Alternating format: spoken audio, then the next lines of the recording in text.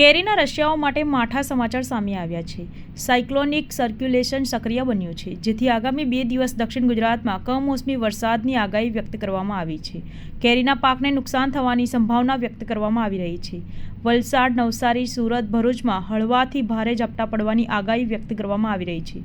વરસાદ પડવાની સંભાવનાને જોતા કેરીના પાકને મોટા પાયે નુકસાન થશે।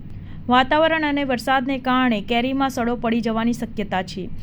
ખેડૂતોના પાકને બચાવવાનો પ્રયાસ કરવા ખેડૂત આગેવાન જયેશ પટેલે અપીલ કરી છે। કમોસમી વરસાદની આગાહીને કારણે ખાસ કરીને દક્ષિણ ગુજરાતના કેરી પકવતા ખેડૂતોમાં ચિંતા પેસી છે।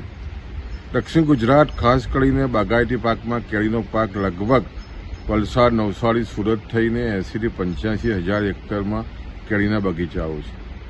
ને જે રીતે વેસ્ટર્ન ડિસ્ટર્બન્સને કારણે જે રીતે સર્ક્યુલેશન આવી રહ્યું છે અને વરસાદની જે રીતની ઝાપટાની આગાહી થઈ છે, સ્વાભાવિક છે કે કમોસમી વરસાદ આવે એટલે ખેડૂતોને ચિંતા થાય। અને હાલમાં જે રીતે કેરીનો પાકના મરવાઓ તૈયાર છે અને ખાસ કરીને આ વર્ષે સતત 2 માવઠા થવાને કારણે તમે જો તો માર્ચ મહિનામાં પણ જે રીતે માવઠું થયું એને કારણે જે મોર આવ્યા પછી જે ખાસ કરીને મરવાનું જે સેટિંગ થવું જોઈએ ન થવાનું કારણે આજે પણ દક્ષિણ ગુજરાતમાં માંડ 30 થી 35% પાક કેરીનો છે। અને એવા સમયે ફરી પાછું જ્યારે માવઠાની આગાહી થઈ રહી છે ત્યારે ખેડૂતોમાં ભારે ચિંતા છે। અને ખાસ કરીને આ જો માવઠું ભારે વરસાદ જો થઈ શકે તો સ્વાભાવિક છે કેરીના પાકને મોટું નુકસાન થઈ શકે। એટલે ખેડૂતોમાં ભારે ચિંતા છે અને આને કારણે આવનાર દિવસોમાં કેરીનો પાક ઓછો ઉતરે એવું ખેડૂતોનું અનુમાન છે।